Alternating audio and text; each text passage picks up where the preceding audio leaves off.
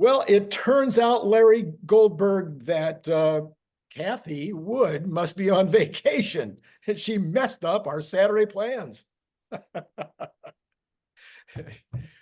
It's worth saying that if it weren't for the US government, we'd be in recession. If it wasn't for the US government, we'd be in recession. Go ahead. I mean, if you look at the employment figures, they were down.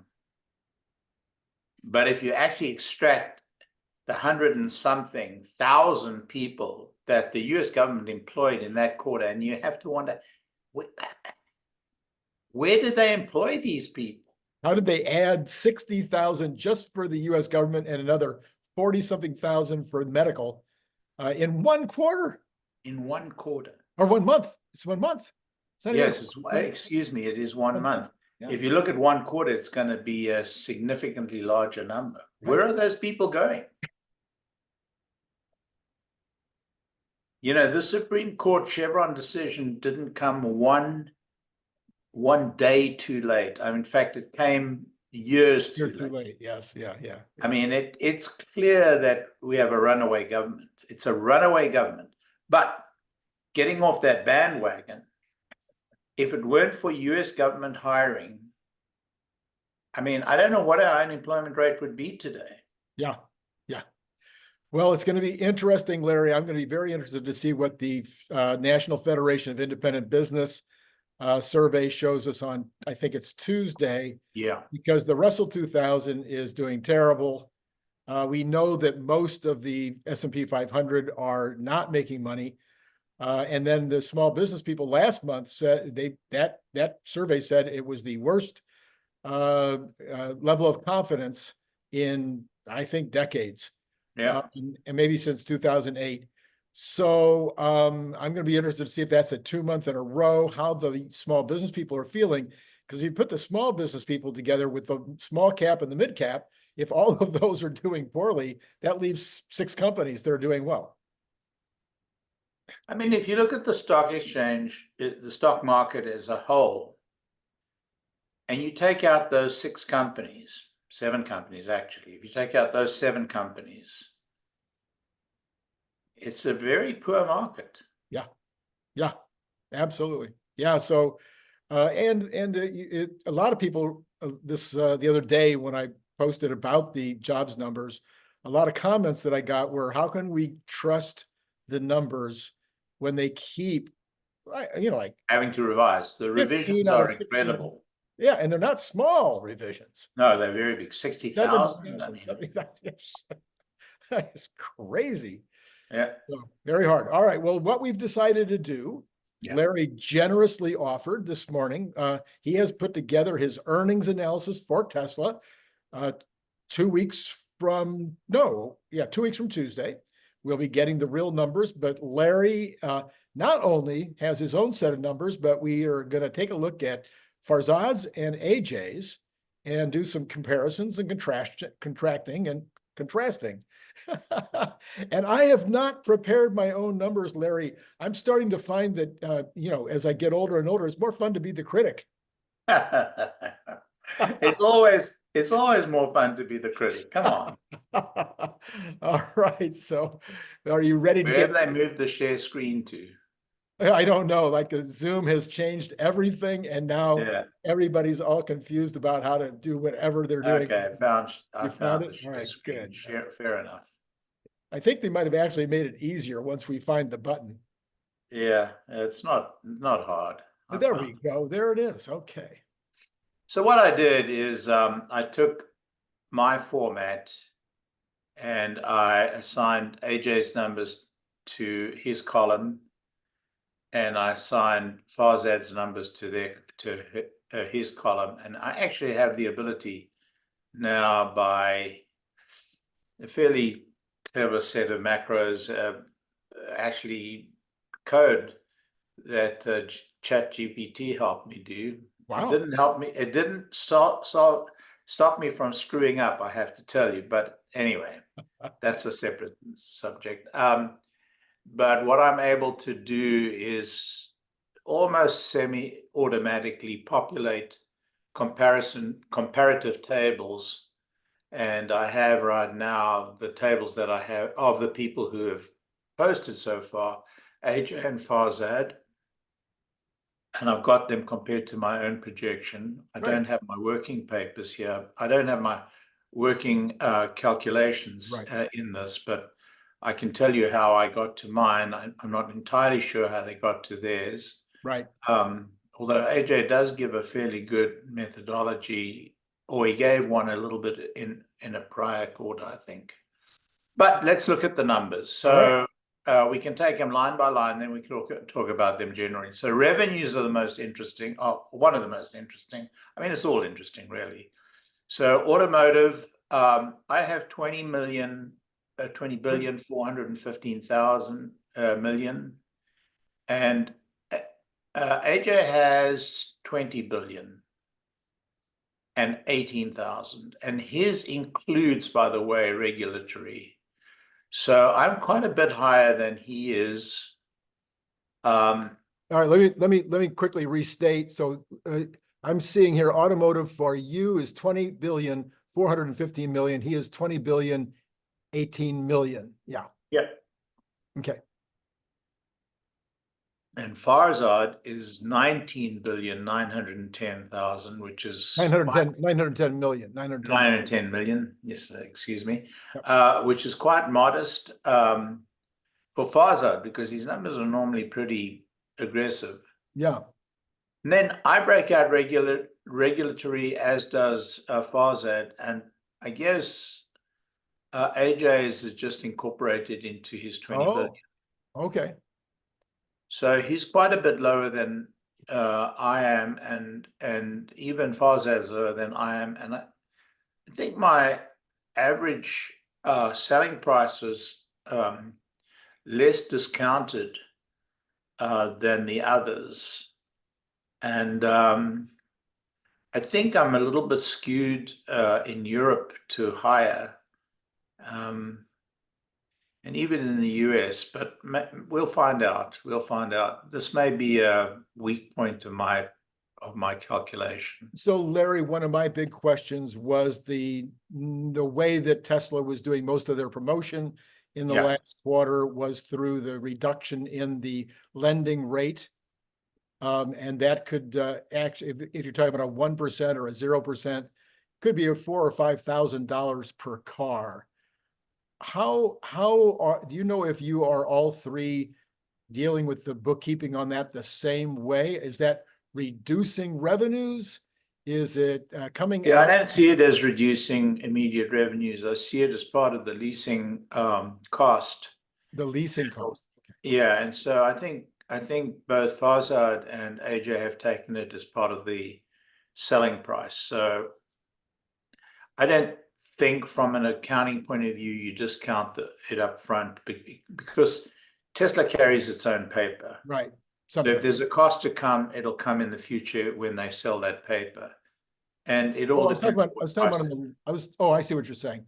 If they do the loan themselves initially, but what about, there are times when they are paying down the loan from others with that. So we got a whole bunch of bookkeeping issues. I'm just wondering if it's $4,000 or $5,000 on X number of vehicles, at least that it gets picked up somewhere. I guess that's my question. Not on the leases, but on the sales. Well, there are two ways to do it. It could be picked up immediately when you sell that paper, because you're going to sell that paper at a discount to its face value. Right. Or it'll get picked up over time as you realize that lease. Right. Well, it's not picked up at all. It's just in a lower earnings on that lease. I'm not sure how the bookkeeping would do it. All right. Okay. I guess these guys are taking that as a direct discount, and I didn't, and maybe that's a weakness in my analysis. Okay. Energy is a big difference as well. I have a much bigger number for energy because I see this quarter as the first quarter where we're going to get reserves realized. Oh, okay. And it's either realized in the margin or in the sale price. I think it's in the sale price. But we'll see. I mean, Farzad is, in my judgment, far too low. Okay. I mean, I think that is not realistic compared, when you consider 10 gigawatt hours being sold in the quarter, or 9.1. But it's possible. It's possible. Anyway, I think my figure, again, I'm comfortable with my figure. AJ has a lower number and Farzad has an even lower number. And then services, we're much of a muchness. Farzad, for some reason, is down quite considerably, which kind of surprises me. I think, I think we're going to see a fairly significant increase in services. Larry, are there any numbers at all that break down services? I don't remember ever seeing any. So we know that it's some combination of used car sales, what do you call it? Insurance. Another big one is the actual services, the services in the repair and centers. But we have no idea how this is broken down. No, and you also have the sale on the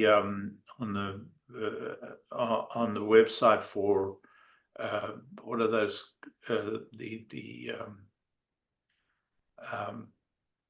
it's the sale of parts, it's the sale of Oh yes, okay. And the SAS the $10 a month, for instance, if you want a lot of so it's a whole bunch of stuff. And if they have any, I don't know, Tesla beer. I mean, yeah, right. all that stuff. It covers a panoply. Yeah. Okay. All right. And the margins are pretty small on that, as you can see. If you look at the margin well, we can skip the actual cost of revenue and just go to the gross margin. Right. This is the most interesting. So I'm projecting a 19% gross margin for automotive. Okay. AJ is showing a 19.5. Doesn't compute because my gross margin, my selling prices are higher. Oh yeah. I think my margin would be higher, but his margin is higher. And then Farzad is kind of, I mean, he's off the clock with his margin. I can't coming up with 23.1. I just can't see that. I think there is a possibility that the margin's slightly higher this quarter, but to jump from 18.5 to 23.1, I think is well nigh impossible. Yeah. Interesting. Wow. Yeah. Energy, I'm surprised that these other guys are so high in their margin, and and maybe if you don't realize that reserve, then it's unlikely that. Well, it's interesting. I mean, it's possible that the margin is higher and the revenue is lower. I have my revenue higher, my margin a little bit lower, but anyway, we're not that far off. I mean, there's only $56 between $56 million between AJ and I, but there's a huge disparity between us and Farzad because Farzad's energy revenue is so low. Yeah, I think is highly unlikely. I think he's looking at the pricing of megapacks on the website as of today. These sales were made 2 or 3 years ago. So yeah, and Larry, and I think this is where I'm going to insert one of my concerns about all of our estimations over the years, mine, yours, everybody's, is that as somebody who you have done as well, I've done this, you're trying to estimate your cost of goods, even as an owner. You've got the entire bookkeeping department right there, and you're trying to figure out what your cost of goods is going to be for the next quarter. And it's such a crapshoot because there's so many things that can change in a split second. Well, when we're as outsiders trying to look at, I mean, it's one thing to look at revenues, got some, at least get the unit numbers, and you can kind of start thinking about what's happened in the quarter in terms of the price points. But when you get to cost of goods, especially like on this energy one, the price of the batteries has been going up and down. You're in the middle of a ramp of the second shift, or the second line, I guess, not the second shift, but the second line. So it's so. Yeah, but I'm going to tell you something that's going to defeat that line of thinking. These sales represent deliveries from 2 for the greatest years ago, 1 Right. year ago, 6 months. Yeah, They do not reflect today's deliveries. Yeah. Most of the deliveries that are being made in this last quarter, that have been made in the last quarter, will not be invoiced for another 2 or 3 quarters. Yes. Yeah. So one of the complexities of energy is trying to track deliveries against, or invoicing against deliveries, against contracts, against the price of the raw material. Right.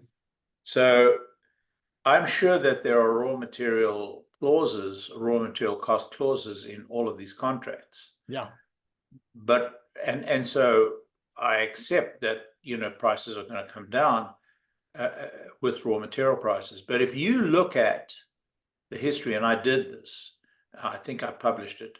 If you look at the history of deliveries and prices against, or not prices, against revenue per megawatt hour reported, and compare that to lithium prices or battery prices, more precisely battery prices, you'll see there's no relationship, none, of the battery price with the average revenue per megawatt hour. Zero. And if we have time, I can bring up that chart if you're interested. But that's why, I discount a lot of that conversation. Right.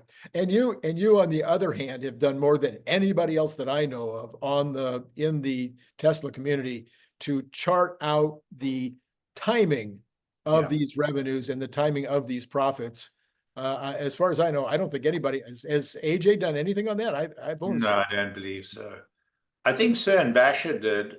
And Cern has some concerns about my analysis, but look, everybody has concerns. I do too, because we're not told detail at all, and we have to guess our way through this. So this is going to be an important quarter from that perspective.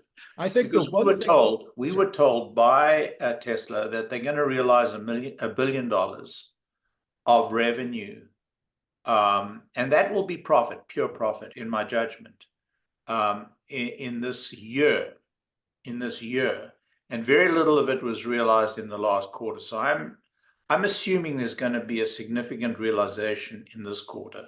Got it. That's the reason for my,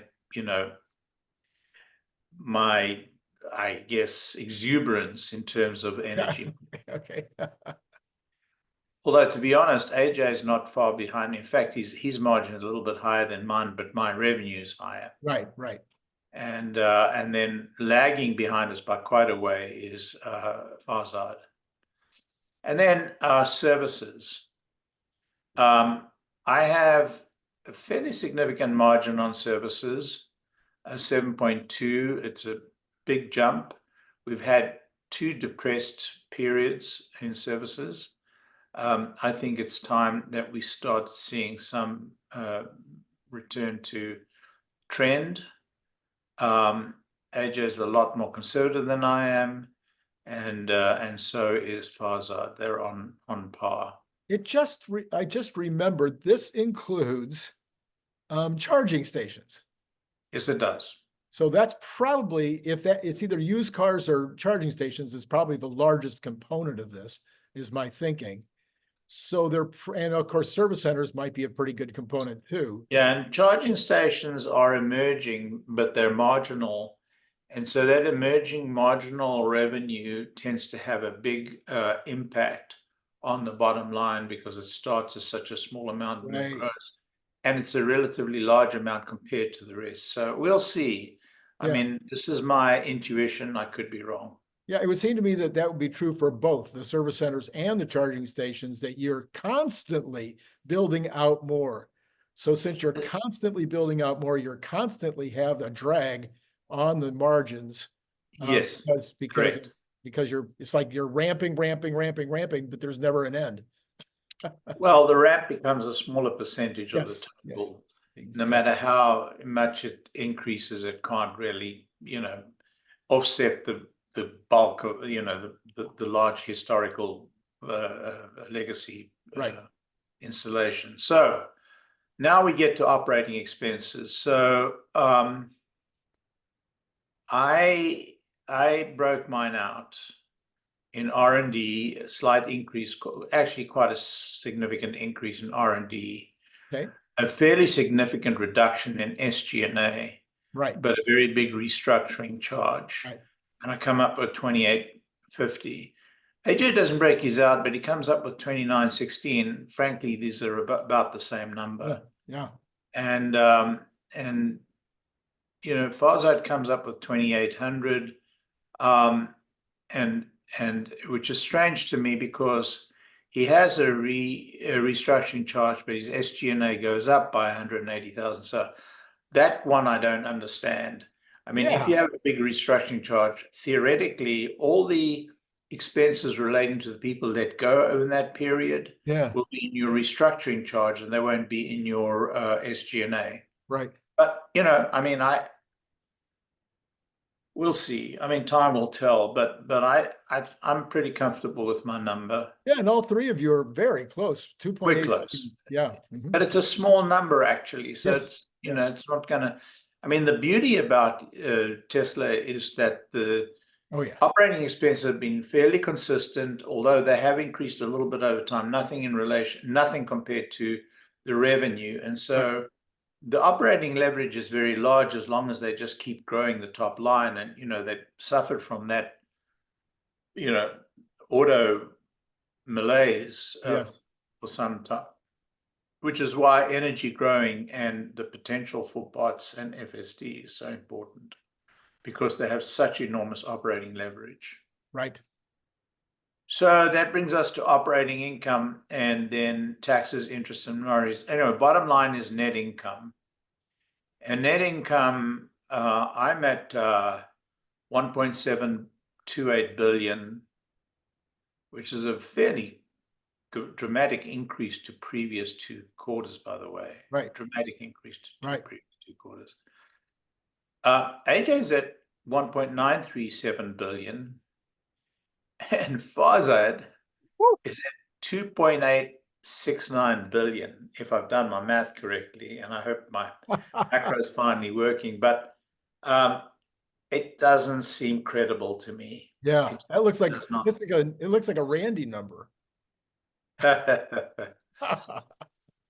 Yeah, it's all based off this incredible gross margin that he's assigned to automotive, and so. And he has tax money coming back. How does he figure that he's going to have a positive? Well, no, that's a combination of interest and tax. Oh, it's interest and tax. Okay. Yeah. So all of that stuff's lumped into taxes, interest, minorities, and other. Got it. Got some minority income coming back, and some tax, and some interest income. Quite a lot of interest income. Not a lot of interest expense, and not a high enough tax, but got it. Anyway. So that's a big part of his disparity. Yeah, it is a big part of the disparity. Right. And I better check the macro again, because there it's a little complicated, because we're lumping together quite a lot of line items, and some are negative and some are positive. It's possible that anyway, bottom line is, and these I think are correct, because these are not calculations. These are actually one of these lines are calculation. You should look at the non-GAAP. The GAAP is calculation. The non-GAAP is a copy. So I'm at 64 cents. AJ is at 64 cents.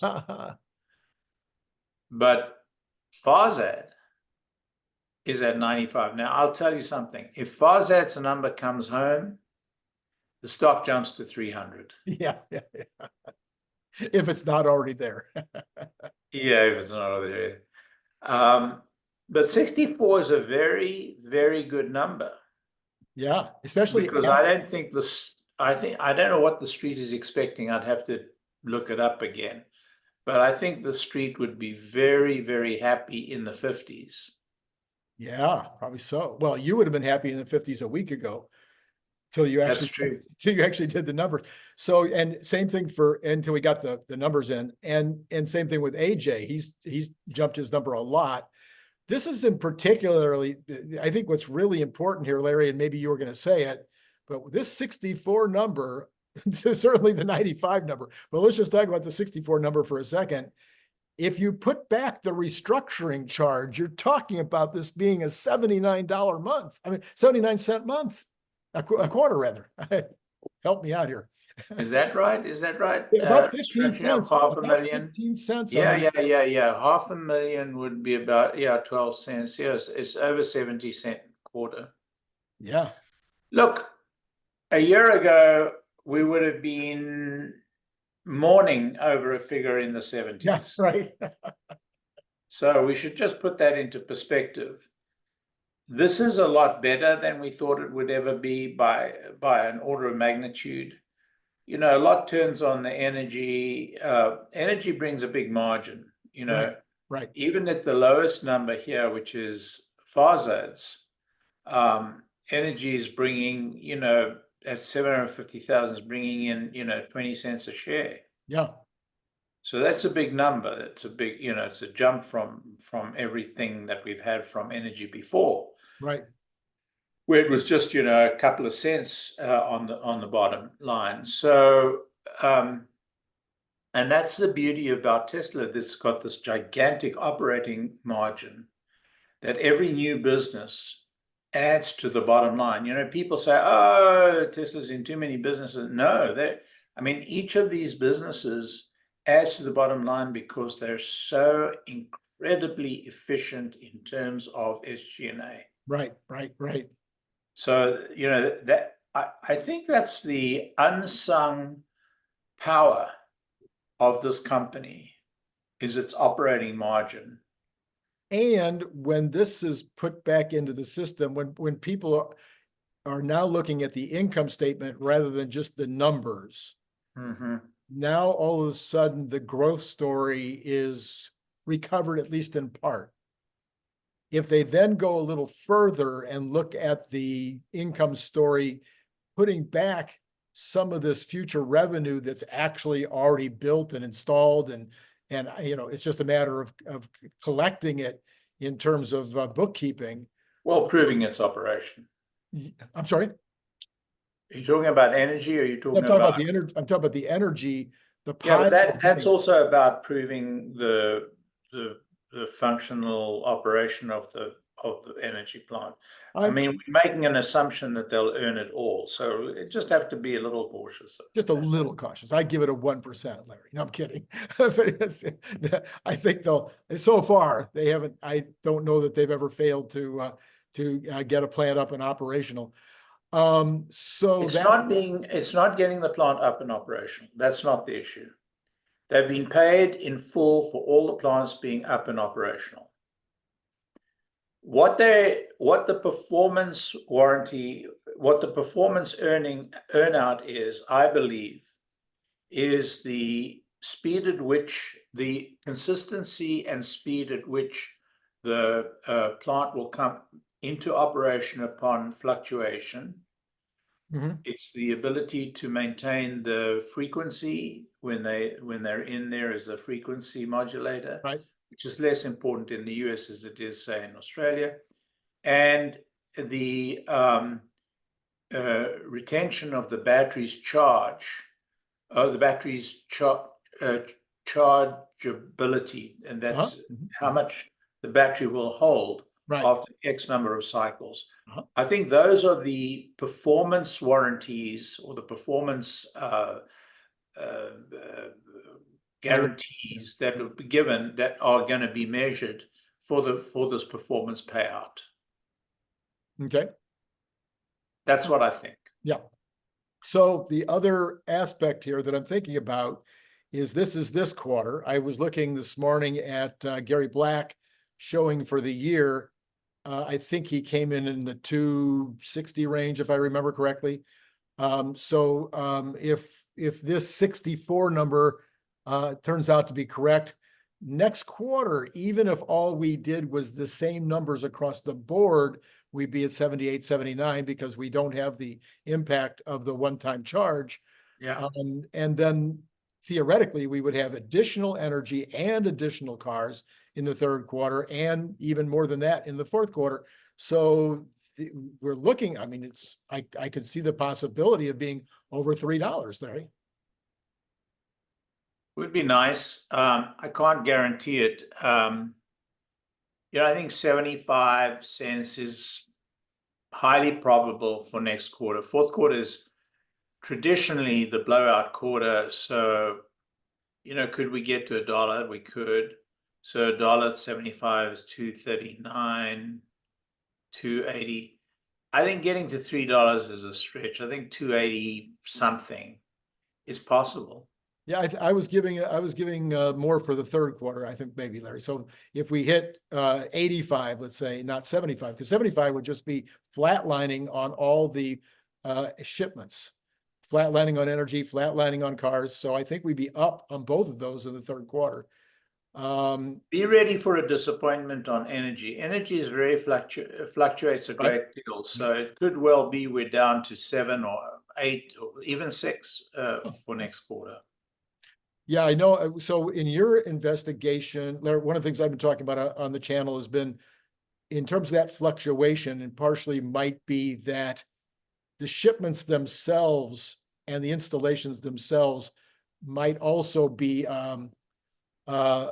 because you're usually talking about 50 units or 100 units or 140 units all at once, are all, it's part of the project. Do you think that the initial invoice for those might all be at one time, and therefore that could cause a lot of fluctuations? I think the big number is the completion date. I think when they go into operation, right, that's when the contract completes. And I think that's the big payout. Right. So I think there's a 30% payout upon delivery, 30% progress payment, and then 30% upon completion, and then the other 10% is earnout. I see. So if you take that 30, 30, 30, and then the earnout, those 30s could fall, on any particular date, and they can coalesce and they can distribute. So there's no telling what happens in a given quarter. Right.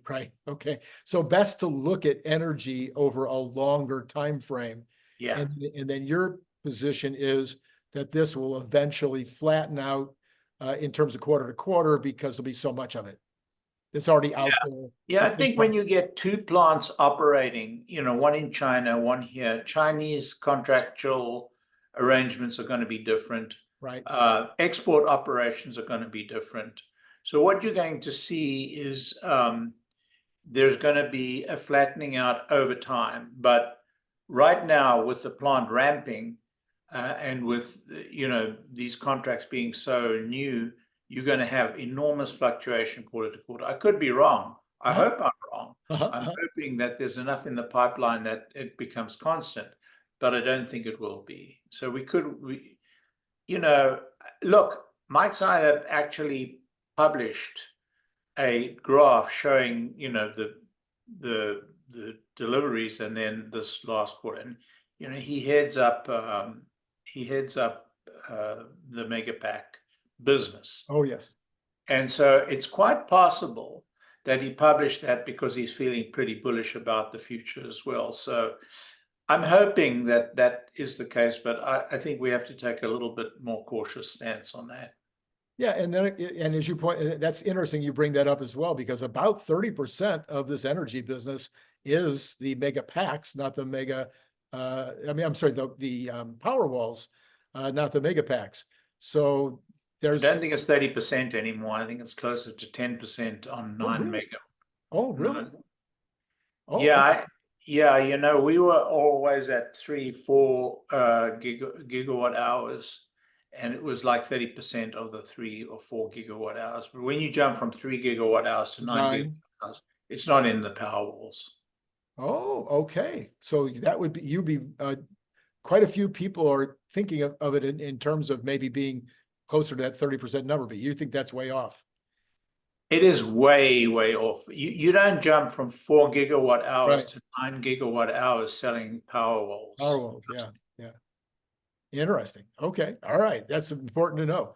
Wow. Okay. Lots of super interesting things coming out of this conversation, Larry.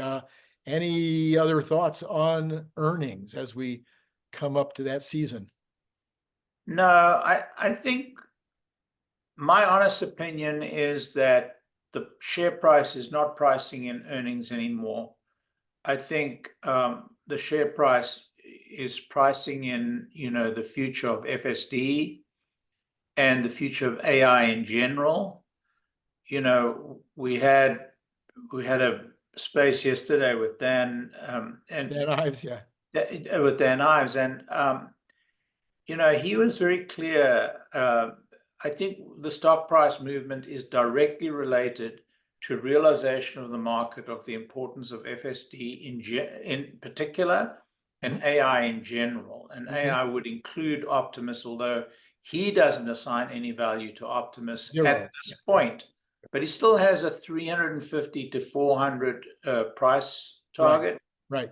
350 for the moment, but 400 potentially next year. And all of that, he says, is based upon FSD and AI in general. Well, that has to be including Optimus. And I think there's a growing realization in the marketplace of the very close proximity we are to the point at which FSD is going to become realizable. There's another factor that is not really playing into most of these analyses, and I did essay this with Dan, and he agreed with me. I think it's Elon's willingness now to communicate in detail to the investor community. Yeah. He changed his attitude and approach. I was first to remark on it during the actual call. I think you recall the last investor call. Yes. And there was this massive change in his attitude where he was willing to engage directly with analysts and talk in detail. Right. And what we've seen is a continuation of that. His engagement in general and his willingness to openly, talk detail, rather than just, high-level concept at the shareholder meeting.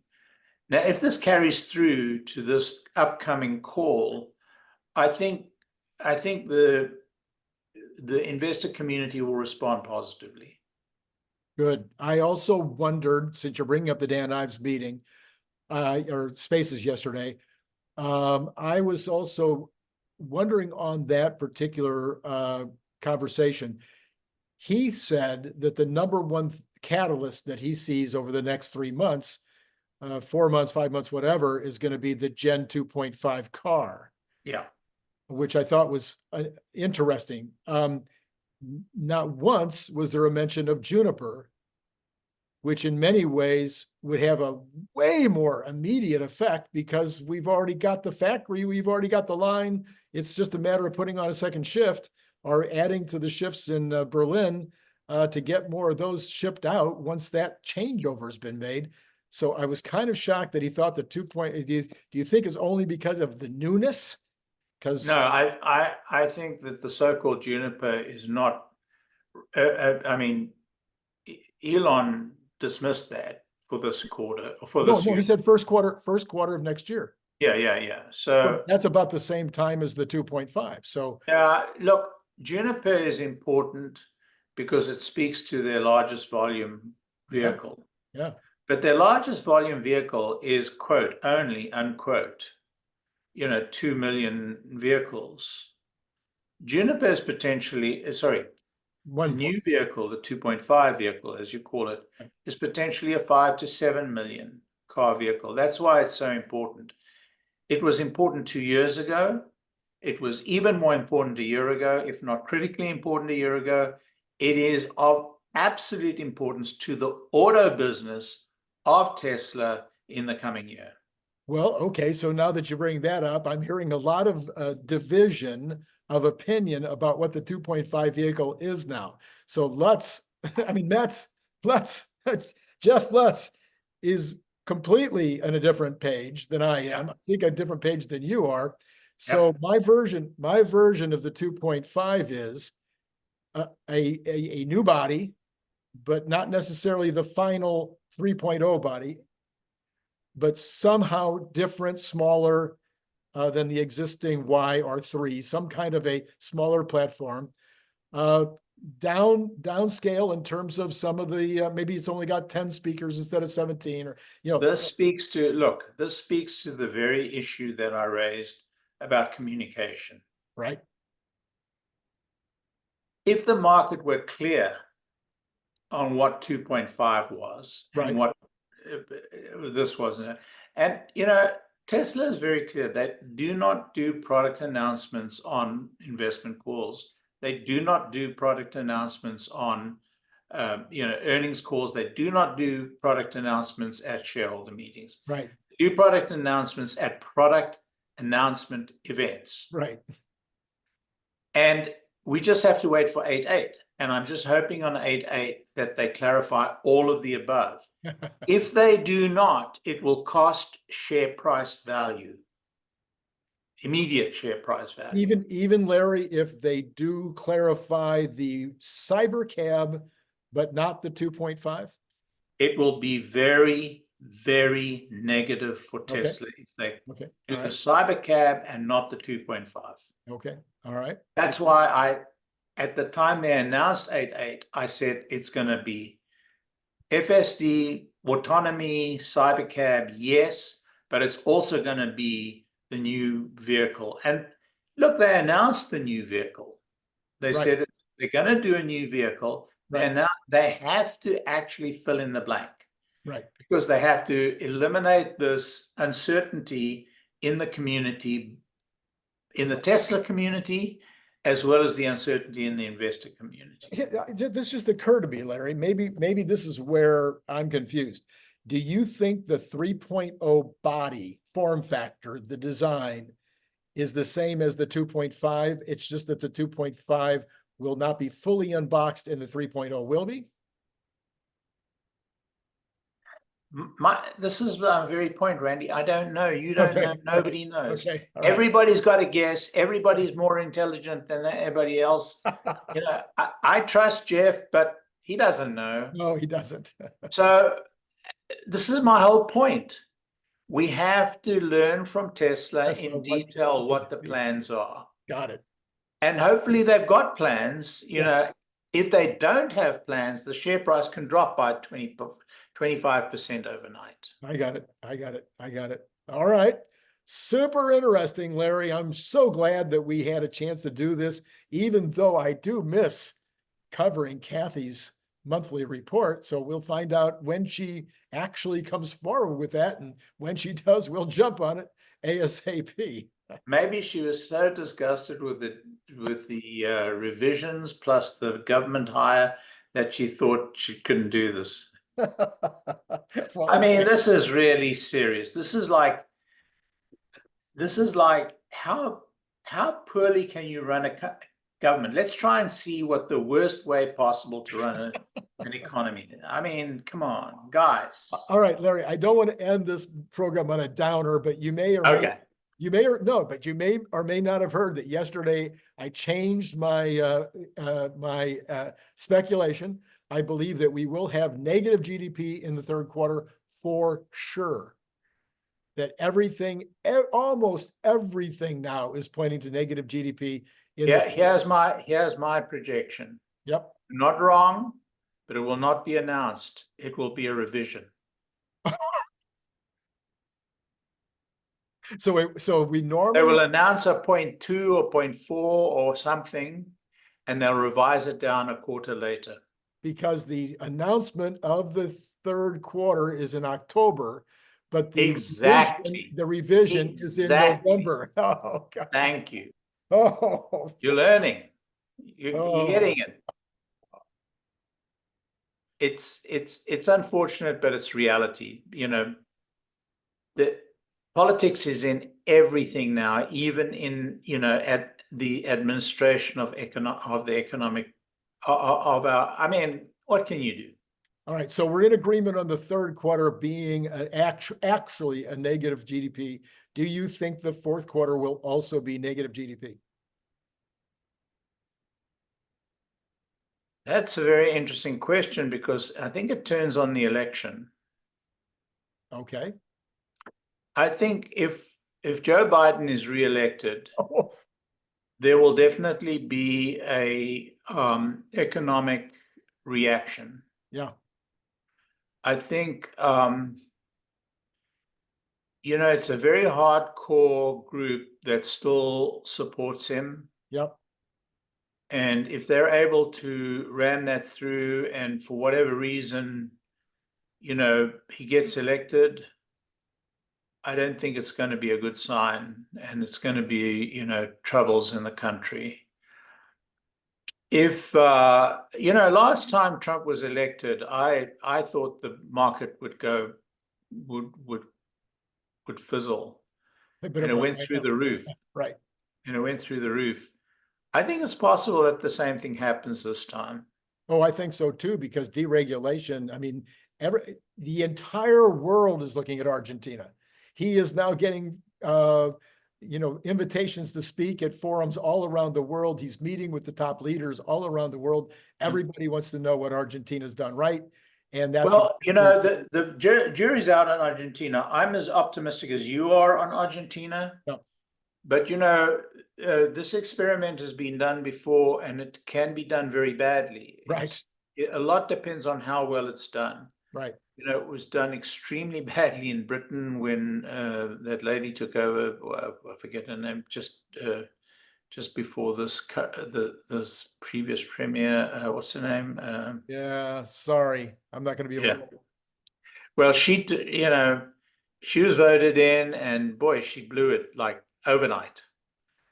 So Milei, you know, he's doing what I think is the right thing to do in the circumstances, but I don't know the detail of it, and I don't know how incorruptible this lot is. You know, the biggest problem in Argentina is corruption. Sure. Second biggest problem. The first problem is, you know, this sort of crazy right-wing, right-wing kind of idea of populism. Right. And it's destroyed Argentina many times. I mean, Argentina has been bankrupt more times than any other country. Yes, I'm still crying for Argentina. Yeah. One of my favorite songs of all time. Yeah, I think we've drifted somewhat. I think we need to. Yeah, I think we have to. Larry, thanks again for doing this, for all you do for the community, but for putting together this particular spreadsheet as well as the comparison. We'll see what happens going forward, and we'll look forward, hopefully. Well, first of all, you'll be on Monday night on Good News Monday, where who knows, maybe we will touch on 260. Maybe we'll break through 260, or maybe we'll have a pullback. We'll find out. One of the three things are going to happen. One of those three things are going to happen. All right, Larry, thanks again. And thanks, Randy. And to all of you out there, it has been great talking to you.